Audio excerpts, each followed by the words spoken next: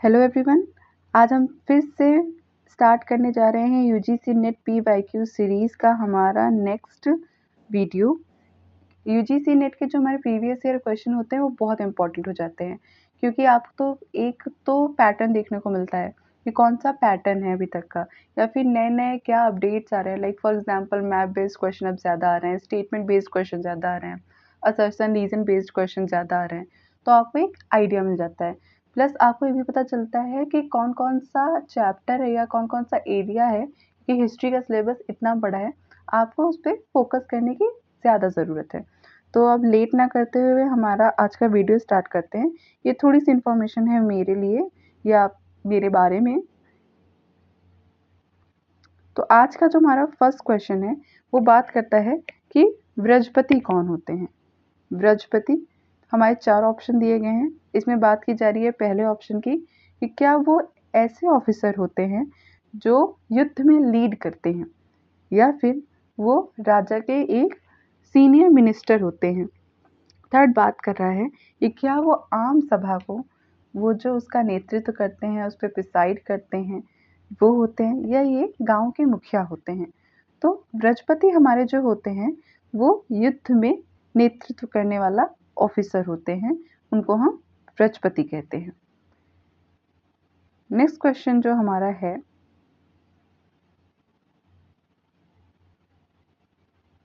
वो बात कर रहा है कि इनमें से पहली जैन नन कौन थी। तो ये थी हमारी चंदना। नेक्स्ट क्वेश्चन हमारा जो हो जाता है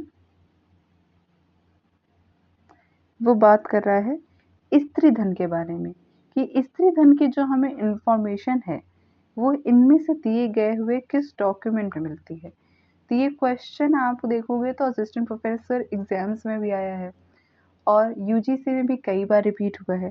तो ऐसे क्वेश्चंस आपके लिए इम्पोर्टेंट हो जाते हैं जो कई बार रिपीट हुए हैं। वहाँ पे चांसेस बन जाती है कि हो सकता है दोबारा रिपीट हो जाए, तो आप इनको देख के जाओ। तो ये सतपथ ब्राह्मण है। नेक्स्ट क्वेश्चन जो हमारा है वो है किसके बारे में, नंद डायनेस्टी के बारे में। पर नंद डायनेस्टी के बारे में कौन बता रहा है, एक तमिल ऑथर। ठीक है, तो तमिल कौन सा ऐसा तमिल ऑथर है जिन्होंने बताया है कि नंदों के द्वारा कितना ज़्यादा जो धन है वो इकट्ठा किया गया था। तो ये बात की है मामलुनाड ने। Next question, which one of the following statement is correct about the Rabatak inscription. कौन सा इंस्क्रिप्शन, रबातक। तो ये कह रहा है कि क्या ये जो ये हमारा इंस्क्रिप्शन है ये बताता है कनिष्क और कदफिसस जो हमारे किंग थे उनके रिलेशंस के बारे में, या फिर ये हमें नई इंफॉर्मेशन देता है जो हमारे मौर्य काल के लास्ट के 3 रूलर थे, या फिर ये हमारे विष्णु जी के जो अर्ली फॉर्म है उनके बारे में बताता है कि उनकी पूजा कैसे होती थी, या फिर ये बताता है ट्रेड व्यापार, समुद्री व्यापार के बारे में तमिल हिस्ट्रीज में। तो ये बात करता है हमारा रिलेशनशिप के बारे में कनिष्क और कदफिसस किंग्स के। नेक्स्ट क्वेश्चन जो हमारा आ जाता है वो है कि who among the following provides much useful information for determining the beginning of Gupta era. मतलब गुप्ता एरा के स्टार्टिंग की जो या शुरुआत होने की जो इंफॉर्मेशन है वो इनमें से किस राइटर ने बताई है।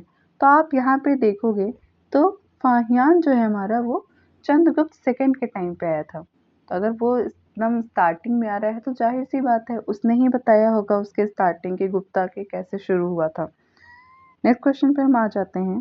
तो ये एक स्टेटमेंट बेस्ड क्वेश्चन है और आपको पता है कि स्टेटमेंट बेस्ड क्वेश्चन आजकल बहुत ज़्यादा ट्रेंड में है। तो ऐसे क्वेश्चन पे आपको फोकस करने की ज़्यादा ज़रूरत हो जाती है, क्योंकि आप किसने क्या बोला है ये आप हमेशा इतना डिटेल में शायद ही पढ़ के जाओ। तो जो पुराने क्वेश्चन हैं एटलीस्ट आपको वो तो पता ही होने चाहिए।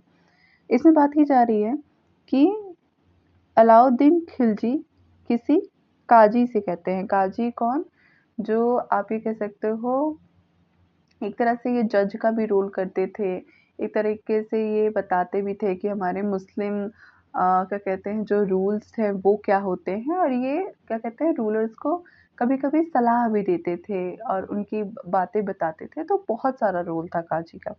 इनमें बताया जा रहा है कि अलाउद्दीन खिलजी शिकायत कर रहे हैं एक क्या कहते हैं शख्स से, एक स्कॉलर से, कि मेरी जो जनता है, नॉट इवन 100 करोड़ की जनता, मतलब 100 करोड़ की जो जनता है वो भी टेरिटरी में, जो मेरे मेरे एरिया में, वो मुझसे वफादार नहीं है। तो ये जो शिकायत है वो किससे कर रहे हैं? ये शिकायत कर रहे हैं वो काजी मुगीसुद्दीन से। नेक्स्ट क्वेश्चन जो हमारा है वो बात करता है कि इनमें से कौन सी ऐसी चीज़ है जो आर्यभट्ट ने डिस्कवर नहीं की है। तो आर्यभट्ट को तो आपको पता ही होगा कि इन्होंने बहुत सारी डिस्कवरीज की है, मैथ्स में, एस्ट्रोनॉमी में, एस्ट्रोलॉजी में, बहुत बड़े स्कॉलर हैं।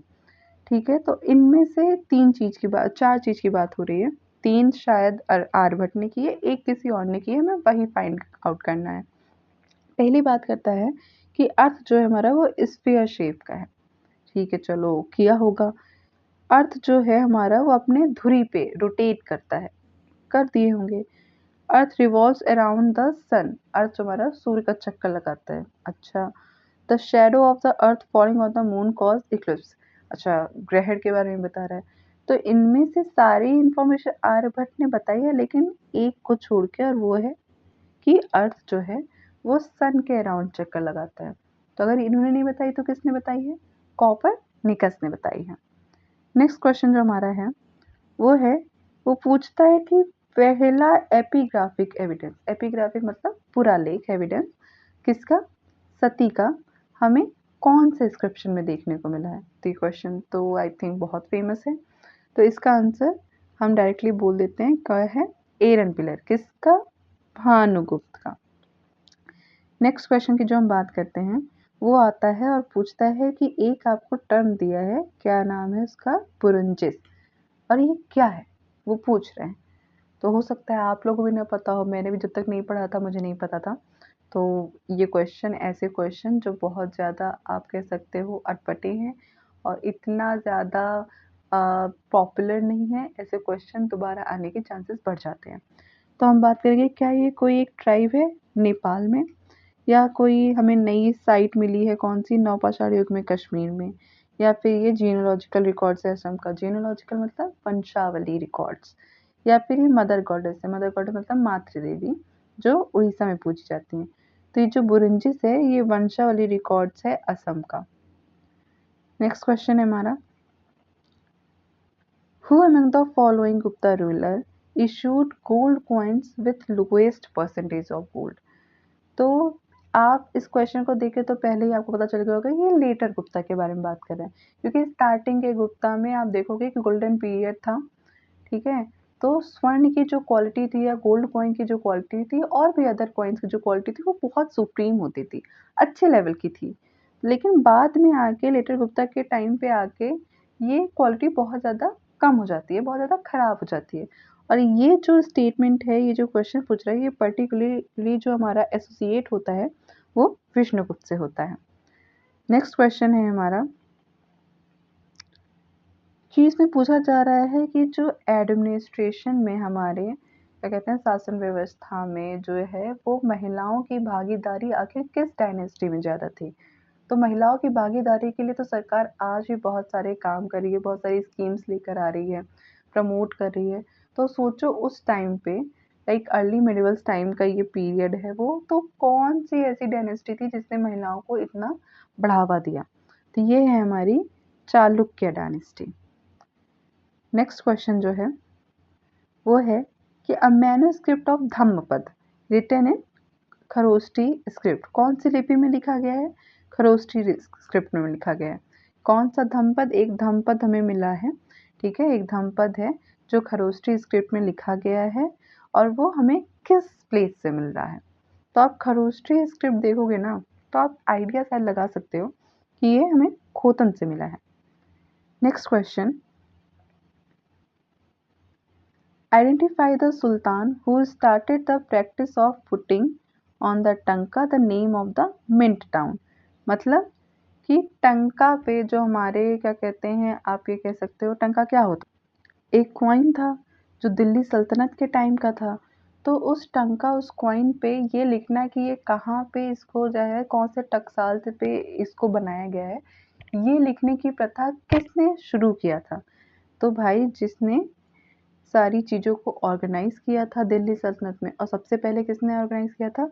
वो थे इल्तुतमिश, क्योंकि कुतुबुद्दीन ऐबक ने ज़्यादा टाइम के लिए रूल नहीं किया था, और जो हमारा एडमिनिस्ट्रेशन है, जो अच्छे प्रॉपर वे में ऑर्गेनाइज़ किया गया है, बाकी सारी चीज़ें फ्लरिश की गई हैं, वो इल्तुतमिश के टाइम की ही हैं। नेक्स्ट क्वेश्चन हमारा हो जाता है, the sultan himself used to take keen personal interest in the development of agriculture. मतलब सुल्तान खुद एग्रीकल्चर, हमारी खेती को बढ़ावा देने में बहुत ज़्यादा इंटरेस्ट लेते थे। उन्होंने क्या किया था? ज़कात को एबॉलिश कर लिया था। ज़कात क्या होता है कि ये इम्पोर्ट ड्यूटी है, जो हमारा एक प्रकार का टैक्स है, जो किस पे लगता है? ग्रेन पे लगता है, हमारे अनाज पे लगता है। और उन्होंने एक नए तरीके का मेज़रमेंट स्टार्ट कर दिया था, मेज़रमेंट मापन की पद्धति स्टार्ट कर दी थी, जो मुगल के काल तक भी चली आ रही थी। तो ये किस सुल्तान के बारे में हमें बता रहा है? तो ये हमें बात कर रहा है सिकंदर लोदी की।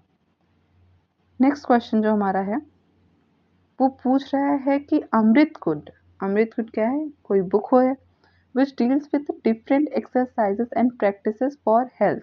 तो मतलब हमें पता चल रहा है कि कोई स्वास्थ्य संबंधी बुक है, ठीक है। was translated into Persian under which of the following titles। मतलब अमृत कुंड जो हमारी बुक है, वो हमारे हेल्थ से रिलेटेड बुक है, तो हमारे मेडिसिन में काम आएगी, ठीक है। तो इसको पर्शियन में ट्रांसलेट किया गया है, और ये किस नाम से ट्रांसलेट हुई है? तो ये हुई है हौजुल हयात नाम से। नेक्स्ट क्वेश्चन की जो हमारा आता है, वो है मुगल डायनेस्टी का, कि मुगल एम्परर्स जो थे, वो जो हमारी सिंध एरिया की जो घुमंतू, आप कह सकते हो पेस्टोरल ट्राइब्स थी, घुमंतू ट्राइब थी, उसको क्यों वो उस पर कंट्रोल करना चाहते थे? तो क्या वो उसमें उनको इस्लाम में कन्वर्ट करना चाहते थे? क्या वो चाहते थे कि वो सोहरावर्दी सूफी सिलसिला के अंदर आ जाए? क्या वो चाहते थे कि उनको एक तरीके से अच्छे से बसा दिया जाए, अपने अंदर में कंट्रोल में कर लिया जाए, ताकि टैक्स आ सके तो इनकम बढ़े? या फिर वो चाहते थे कि उनके जो बहुत सारा सामान है, ह्यूज स्टॉक है, वो आपस में यूज़ कर सकें? तो कोई भी डायनेस्टी है, वो सिर्फ अपने टैक्स के बारे में सोचती है, तो वो ये काम भी टैक्स बढ़ाने के लिए, अपने इनकम बढ़ाने के लिए कर रहे थे। नेक्स्ट क्वेश्चन जो है हमारा, वो बात करता है कि कौन सा, ये थोड़ा स्पेसिफिक रीज़न आ गया हमारा थोड़ा, तो ये बात कर रहा है दारुल शिफा हॉस्पिटल को क्या कहते हैं? दारुल शिफा के बारे में, कि कौन सा ऐसा मालवा का सुल्तान था जिसने मांडू में हॉस्पिटल बनवाया? तो ये थे महमूद खिलजी फर्स्ट, जिसने दारुल शिफा बनवाया, कहाँ पे? मांडू में। नेक्स्ट क्वेश्चन आता है कि ऐसे कौन से राजा थे या सुल्तान थे या पोएट थे जिनको टाइटल दिया गया है? कौन सा टाइटल दिया गया है? गंधर्व टाइटल दिया गया है। क्यों? उनकी जो जीनियस है, मतलब उनको जो ख्याति प्राप्त है, या उनका जो नॉलेज है, कौन से फील्ड में? म्यूजिक के फील्ड में। तो ये गंधर्व टाइटल किसको दिया गया है? क्या सिकंदर लोदी को, या सुल्तान हुसैन शाह शर्की को, या राजा मानसिंह के यहाँ के ग्वालियर को, या अमीर खुसरो को? तो ये गंधर्व टाइटल जो है हमारा सुल्तान हुसैन सर्की को दिया गया है। नेक्स्ट क्वेश्चन जो है, वो पूछ रहा है कि who drew the attention of Babur to the fact that during Sikandar Lodi's reign the Hindu took to learning Persian and were recruited in large numbers to different posts। मतलब बाबर का ध्यान इस बात पे कौन लेकर गया कि सिकंदर लोदी के टाइम पे हिंदूज ने पर्शियन भाषा सीखी, जिसकी वजह से वो एडमिनिस्ट्रेशन के डिफरेंट डिफरेंट पोस्ट पर आ सके? तो ये बात जो है, ये बात को बाबर तक ले जाया गया, किसके द्वारा? शेख अब्दुल कुदूस गंगोही के द्वारा। नेक्स्ट क्वेश्चन जो हमारा है, वो बात कर रहा है कि इनमें से कौन एक प्रेम मार्गी निर्गुण भक्ति सेन नहीं है? निर्गुण मतलब दो तरह के होते हैं ना, निर्गुण सगुण, जो भगवान को मानते हैं उनके आकार और सब कुछ में कि हाँ वो है, मूर्ति पूजा में वो करते हैं, सगुण में। निर्गुण में ऐसा नहीं होता है। तो मुल्ला दाऊद कुतुबन मंजन या मलुकदास? तो मलुकदास हैं जो निर्गुण भक्ति सेंट से बिलोंग करते हैं, नहीं करते हैं। नॉट अ प्रेम मार्गी निर्गुण भक्ति सेंट। ये क्वेश्चन बात कर रहा है कि ऐसे कौन से राइटर थे जिन्होंने, जो हमारे सूफीज थे, हमारा आप जानते हो कि सूफी जो हमारा ऐसे भक्ति मूवमेंट आता है, वैसे सूफी मूवमेंट आता है, कई सारे सिलसिला आते हैं इसमें। तो उन सारे सूफीज के बायोग्राफी को उन्होंने कलेक्ट किया, उन्हें लिखा और जहांगीर को प्रेजेंट किया।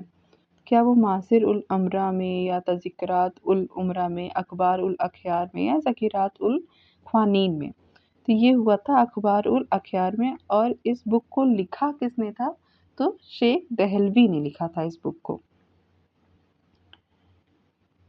नेक्स्ट क्वेश्चन बात की जा रही है, ये भी हमारी आप कह सकते हो मेडिवल हिस्ट्री का क्वेश्चन है कि जो हमारा शाहनामा है जो लिखा गया था कब? लेट 16th सेंचुरी में।